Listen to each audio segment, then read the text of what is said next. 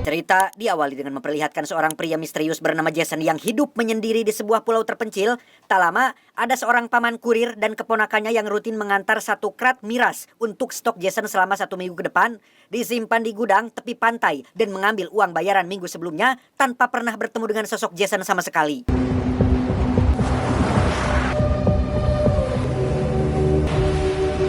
Masih belum diketahui alasan Jason hidup menyendiri di pulau kecil ini, namun dari cara beliau menjaga identitasnya bahkan dari seorang kurir biasa sekalipun, bisa disimpulkan jika Jason bukanlah pria konvensional seperti pada umumnya.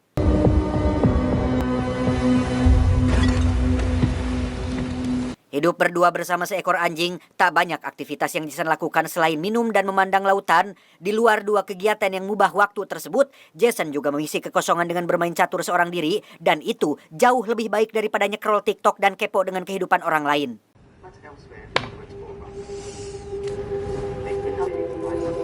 Seperti minggu-minggu sebelumnya, si paman dan si ponakan yang bernama Jesse terlihat kembali ke pulau untuk mengantar satu krat botol minuman yang karena hari ini cuaca buruk seperti akan terjadi badai besar, Jesse diminta segera kembali secepatnya. Jesse, come on! Dan benar saja, tepat saat Jesse baru saja meninggalkan gudang, terjadilah badai besar yang membuat kapal si paman terbawa hanyut menjauhi daratan. Menggunakan perahu kayu, Jesse pun segera naik bermaksud menjemput si paman, tetapi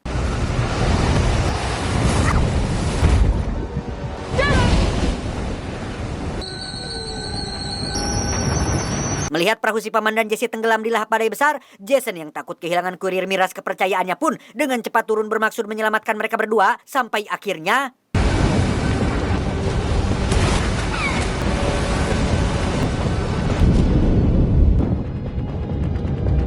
beruntung, Jesse masih bisa berhasil diselamatkan meski dalam keadaan kaki terluka, tapi tidak untuk si paman yang tewas setelah terjebak di dalam kapal. Hingga larut malam saat Jesse baru tersadar dari pingsannya, Jason memberitahu jika si paman tidak sempat diselamatkan, dan itu cukup membuat Jesse begitu terpukul. Besoknya, tanpa saling berkenalan satu sama lain, Jason sekonyong-konyong mengganti perban di kaki Jesse yang ternyata sudah terkena infeksi. Sempat komplain karena Jason tidak segera membawanya ke rumah sakit, Jason pun hanya bisa ngaleos tanpa memberikan penjelasan apa-apa.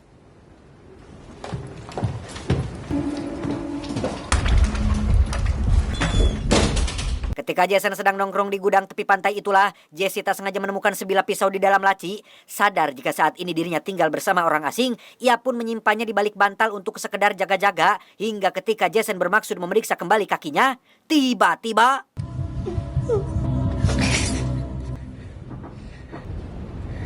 bukannya marah, Jason yang tahu jika Jesse hanyalah anak polos yang tidak bisa memegang pisau-pisau acan pun justru dengan baik hati mengajarkannya cara bertahan hidup menggunakan sebilah pisau, hingga timbullah rasa percaya terhadap sosok si mamang Jason ini. Your thumb up against the hilt. Hold it up. I'm gonna look at your ankle. Jason kembali melihat luka Jesse sambil mengganti perbannya dengan yang baru. Hingga beberapa hari berlalu, kini kedekatan di antara mereka berdua semakin terbangun setelah keduanya saling berinteraksi satu sama lain. Di sinilah jugalah Jason bercerita jika almarhum si paman adalah teman Jason sewaktu masih di angkatan laut tentara yang hebat itu yang wow. Naon atuh anjing? He never told me your name. We served together. Pada akhirnya diketahuilah jika Jason adalah mantan tentara yang saat ini mungkin sedang mengasingkan diri atau sengaja pensiun dini, entahlah. Melihat infeksi di kaki Jesse tak kunjung pulih, Jason pun pamit pergi ke kota sebentar untuk membeli beberapa obat yang dibutuhkan.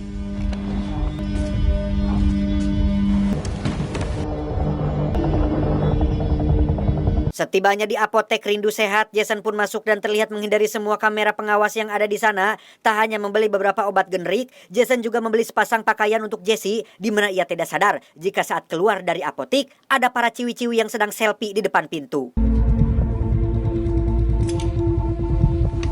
Sejenak mari tinggalkan urusan Jason dan beralih ke markas besar agensi intelijen Inggris atau biasa dipanggil M16, di mana kita akan diperlihatkan pada komputer canggih yang disebut TA, singkatan dari Total Human Engagement Analytic, yang katanya mampu melacak semua aktivitas warga sipil termasuk data pribadi hanya melalui kamera pengawas dan internet dari fasilitas umum.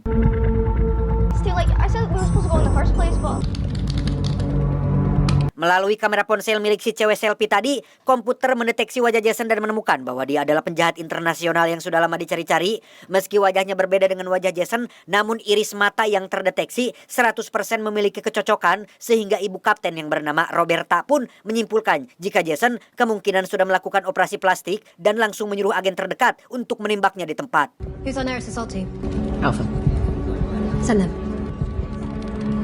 Kembali pada Jason dan Jesse yang sedang makan malam, tak lama Jason mendengar suara speedboat yang sedang menuju kemari dan benar saja, itu adalah para agen utusan Roberta yang berhasil menemukan persembunyiannya, di mana Jason langsung menyuruh Jesse bersembunyi di kamar mandi dan...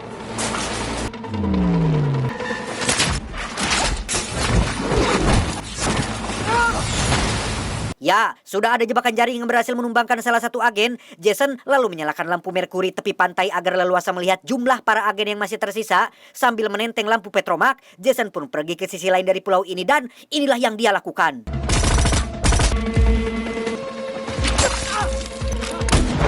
Setelah membakar satu agen menggunakan flare gun, Jason kembali pindah ke sisi lain dan berhasil menjatuhkan satu agen lagi, termasuk sukses menghabisi beberapa agen di dalam gudang.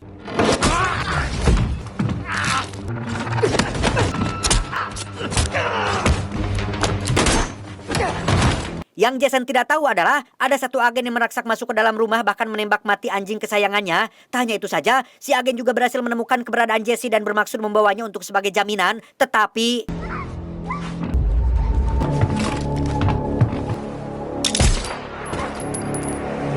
entah apa kesalahan Jason dan seberapa hebat dia selama berada di kesatuan, namun dari cara bertarung yang ditunjukkan, bisa dipastikan jika Jason adalah sosok yang siapapun tidak ingin punya urusan dengannya. Sadar jika pulau ini sudah tidak aman lagi, Jason pun buru-buru pergi membawa Jesse bersamanya. It's time to leave. Di markas intelijen, Roberta benar-benar tidak habis pikir saat melihat semua agen terbaiknya tewas. Penasaran, ia pun menyuruh asistennya untuk menyelidiki sosok Jason, termasuk gadis kecil tersebut, di mana Roberta kembali dikejutkan saat asistennya menemukan bahwa data Jason ternyata sudah dimanipulasi. Pada intinya, setiap kali komputer Thea mendeteksi wajah Jason, maka yang muncul adalah orang lain, alias penjahat internasional yang membuat Roberta menjadi semakin penasaran. Whoever did this used self-deleting code. That's that guy. Setelah bertanya pada ChatGPT, si asisten akhirnya menemukan data asli Jason yang ternyata adalah mantan agen M16 yang dikabarkan tewas 10 tahun lalu. Itu berarti Jason adalah senior mereka di agensi ini. Entah siapa orang yang sudah memanipulasi datanya dan apa tujuannya, Roberta yakin jika ini ada hubungannya dengan mantan pimpinan M16 yang menjabat sebelum dirinya.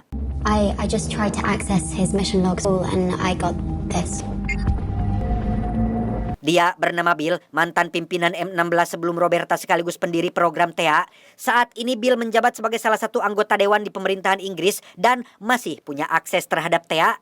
Sesuai kecurigaan Roberta, Bill adalah dalang dibalik manipulasi data Jason seolah-olah dibuat seperti penjahat internasional. Jika Bill adalah mantan pimpinan M16, itu berarti Jason adalah mantan anak buahnya dulu.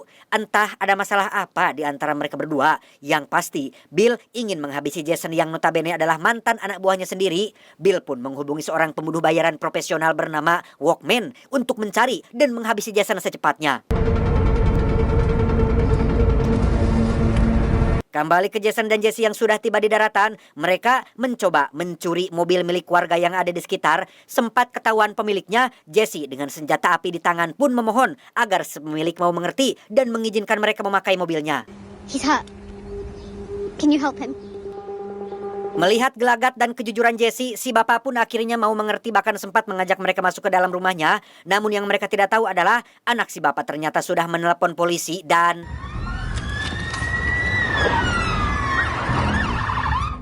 karena sudah janji mau bantu, si bapak pun menyuruh Jason dan Jesse untuk bersembunyi, biarkan dia yang ke depan untuk menemui para polisi tersebut. Tapi tebak, apa yang terjadi? Wait, don't open the door! Ya, si bapak pun ditembak dan langsung tewas seketika. Roberta yang memantau dari kamera pengawas pun sangat panik dan sempat marah saat melihat warga sipil yang menjadi korban jiwa. Ternyata itu adalah ulah dari si Walkman, utusan Bill yang melepaskan tembakan dari jarak jauh. Melihat si bapak tewas, Jason dan Jesse pun buru-buru kabur melalui jalan belakang, tetapi...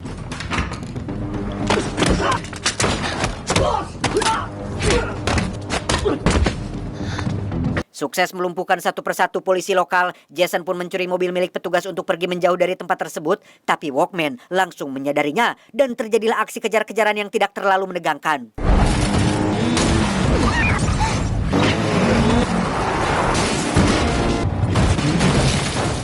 Jason akhirnya berhasil lolos setelah menggulingkan mobil milik Walkman, tapi seperti kebanyakan karakter pada umumnya, Jason tidak memastikan dulu penjahatnya mati, sehingga ia tidak sadar jika Walkman masih hidup dan tidak akan berhenti untuk mengejarnya.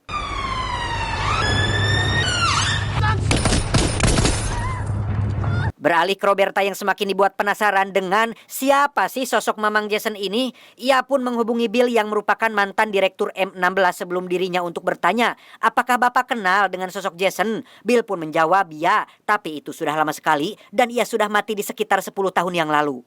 Where did you hear that name? He took down a full assault team, and Mason was one of them. Karena terus didesak dengan pertanyaan, Bill akhirnya mau menjelaskan bahwa Jason adalah agen terbaik yang pernah ia miliki. Hidup sebatang kara dan tidak punya keluarga sejak masih kecil, Jason punya mental baja dan fisiknya setara 50 tentara. Mendapat pelatihan khusus sejak masih remaja, Jason tumbuh sebagai mesin pembunuh mematikan yang dianggap tak terkalahkan. Operatives untethered from MI6's oversight. And Mason was one of them. Melihat potensinya yang luar biasa, Bill pun merekrutnya sebagai agen pembunuh pemerintahan, fokus pada target pejabat korup yang mengancam keamanan negara, sampai pada satu titik, Jason melakukan pengkhianatan dengan membiarkan targetnya tetap hidup. We think he was turned. I'm sure for a king's ransom. Entah bagaimana kronologi akhirnya, intinya Jason dikabarkan tewas dalam misi sekitar 10 tahun yang lalu, sehingga jika ditanya apa kedekatan antara Bill dan Jason, keduanya sudah jelas adalah mantan atasan dan anak buah, namun yang Roberta tidak tahu adalah Bill sebenarnya dalang dibalik kejadian tadi, sekaligus penjahat utama dalam masalah ini. Michael Mason unfortunate on all that we stand for. Yes, sir. Kembali ke Jason dan Jesse yang masih dalam perjalanan. Di situ Jason bertanya kemana ia harus mengantarkannya pulang. Jesse mengaku tidak punya rumah. Satu-satunya keluarga yang ia miliki hanyalah si paman yang sekarang sudah tiada. Sehingga jika Jason bertanya siapa lagi yang Jesse punya, mungkin hanya Jason lah orang terakhir yang si Jesse miliki. Now I have no one. I wish I could tell you life would always be fair. Tak tega, Jason pun berjanji akan mengadopsinya sebagai anak jika masalah ini sudah beres. Just don't ever let it break your spirit. Karena sebelumnya sudah janjian, Jason pun akhirnya bertemu dengan teman lamanya yang merupakan seorang hacker atau peretas yang sangat handal yang sama-sama mengasingkan diri. Di mana si hacker ini jugalah yang sudah memalsukan kematian Jason seolah tewas dalam misi 10 tahun lalu. Di kediaman si hacker, Jason memintanya untuk mencari tahu siapa dalang di balik kejadian ini. Berkat Google Gemini dibantu ChatGPT Premium yang berbayar setiap bulannya, si hacker berhasil menemukan bahwa Bill adalah pelaku utama yang menginginkan Jason mati. Manafort. Mendengar nama Bill, Jason tampak tidak terlalu kaget karena memang sudah sejak lama ia tahu bahwa Bill adalah sosok atasan yang toksik, hasad, jolim, dan suka menunda gaji. Bahkan terkadang dibayar cuma pakai sebungkus nasi dan ikan teri dibungkus daun awi. Garing. Setelah tahu bahwa Bill adalah dalang utamanya, sekarang sudah jelas siapa target yang harus Jason cari. Sehingga daripada menunggu Bill mengerahkan seluruh pasukannya, Jason berniat akan mendatangi Bill terlebih dahulu. Not from here. You care about her, don't you? Masalahnya sekarang adalah Jesse jelas tidak bisa dilibatkan dalam aksi ini. Butuh orang yang tepat untuk memastikan Jesse tetap aman. Orang yang punya pengaruh kuat dan sulit disentuh. Jason akhirnya teringat dengan satu orang yang pernah ia bantu di masa lalu. Orang itu adalah bernama Kamal, seorang bos mafia yang punya hutang budi terhadap Jason. Doctor said I might get one more Christmas. Jeez. Saat si hacker sedang menyiapkan mobil itulah, Jason tiba-tiba mendengar suara langkah kaki dari balik pintu yang ternyata...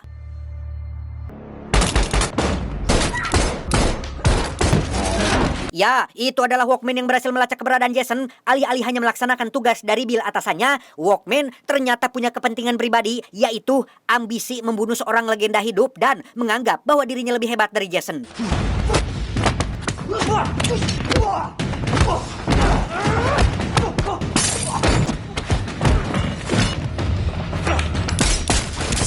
Karena Walkman masih epic 3 bintang 1, ia jelas tidak sebanding dengan Jason yang lagi-lagi berhasil kabur. Tak lama, Bill pun menanyakan perkembangan misinya, yang karena Walkman tak kunjung berhasil, Bill pun menghubungi pasukan tentara bayaran elit untuk ikut nimbrung dalam masalah ini. We're doubling down. Get your team ready. Yes, sir. Kembali ke Jason CS yang sudah sampai di tempat aman, Jason menyuruh si hacker untuk turun dan cari rumah sementara untuk bersembunyi. Sesuai rencana sebelumnya, Jason akan menemui seorang bos mafia untuk menitipkan Jesse dan akan mendatangi Bill untuk membuat perhitungan. You take care, young lady.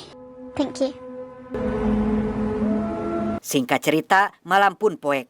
Tibalah Jason di sebuah klub malam tempat Kamal si bos mafia berada. Seperti biasa, Jason selalu bertemu dengan dua penjaga polontong yang menolak membawa Jason menemui bos mereka. Sehingga dengan sedikit rasa gemas, inilah yang Jason lakukan. Sorry, mate. In only.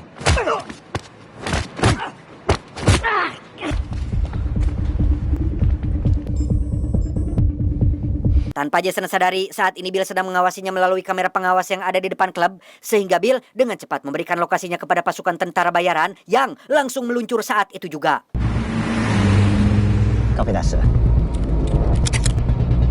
Kembali ke Jason yang sedang diantar penjaga menemui bos mereka. Dan inilah Kamal, bos mafia yang punya hutang budi di masa lalu kepada Jason. Dengan pengaruh yang cukup kuat dan sulit disentuh pihak aparat dan pegawai pajak, Kamal bersedia membantu Jason dengan akan membawa Jesse ke salah satu kota di Spanyol. Jason hanya perlu membawa Jesse ke sebuah pelabuhan dan anak buahnya akan menjemputnya di sana. Just make sure you finish what you started.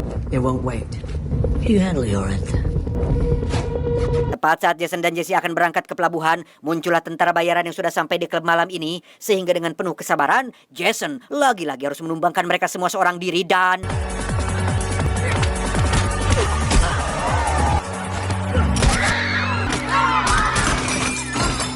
Karena masih sibuk menghadapi belasan musuh, Jason sampai tidak sadar jika saat ini Jesse sedang diculik dan dibawa ke dalam sebuah mobil van dan...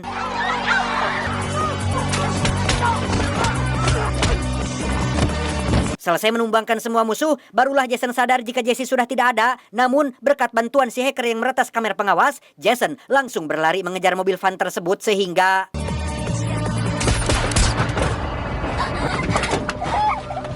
It's okay. Setelah berhasil menyelamatkan Jesse, Jason pun langsung membawanya ke pelabuhan untuk diamankan oleh anak buahnya si Kamal.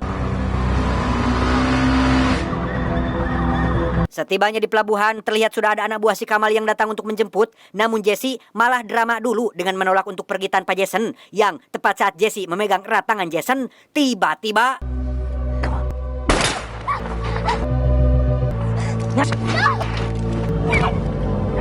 Untungnya tembakan Walkman meleset tapi membuat Jesse bersedia untuk pergi sehingga... Setelah Jesse pergi, Jason pun langsung menghadapi Walkman dan...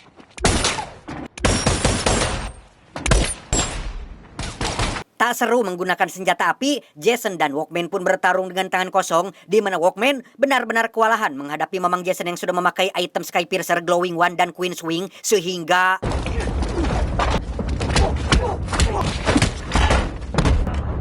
Karena lifesteal dan mana milik Walkman sudah berkurang, Jason pun langsung mengambil sebuah rantai untuk menghabisinya dan inilah yang terjadi.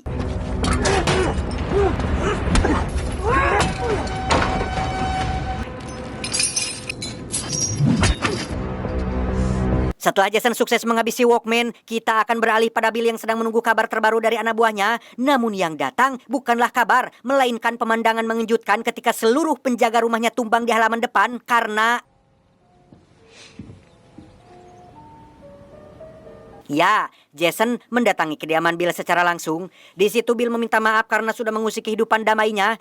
Tidak ada masalah personal. Bill hanya takut Jason menyebarluaskan rahasia kebusukannya di masa lalu. Karena dengan jabatannya yang sekarang sebagai pejabat pemerintahan Inggris, Bill hanya ingin menjaga marwah, karir, dan namanya tetap bersih. Bahkan Bill sempat menawari Jason untuk kembali bekerja untuknya. Gaji tidak akan telat lagi, kendaraan akan disiapkan berupa mobil Range Rover seharga 8,5 miliar yang diambil dari kas daerah. Kehidupan Jason akan dijamin 100%.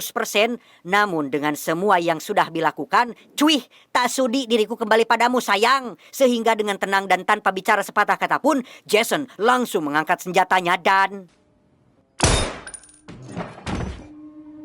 3 bulan sejak Jason berhasil membereskan masalah dari masa lalunya, kita akan dibawa ke Spanyol tempat Jesse memulai kehidupan barunya, di mana gerak-geriknya selama ini ternyata tak luput dari pengawasan Roberta yang yakin jika Jason pasti akan menemuinya lagi, sehingga ketika Roberta berpaling dari layar monitor, tiba-tiba... Wait. Ada orang asing yang mengarahkan kamera pengawas ke arah atas dan itu pasti ulah si hacker. Si hacker sudah pasti melakukan itu atas perintah siapa lagi jika bukan si Jason yang saat ini memandangi Jessie dari luar. Dan sesuai janjinya, Jason akan mengadopsinya sebagai anak dan melindungi keselamatannya dari orang-orang zolim yang ada di muka bumi ini.